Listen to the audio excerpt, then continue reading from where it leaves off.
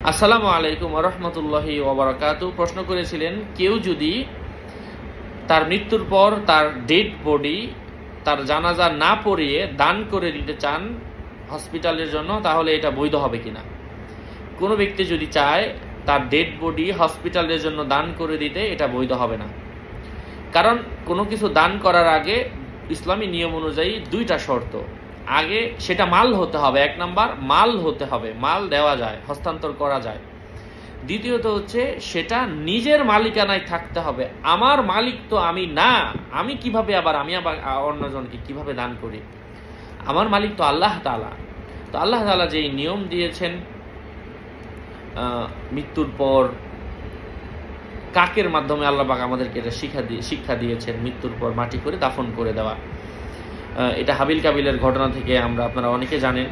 যাই হোক, এটা আমি আর ঘটনা পিছনে যেতে চাচ্ছি না, যেহেতু শর্ট ভিডিও।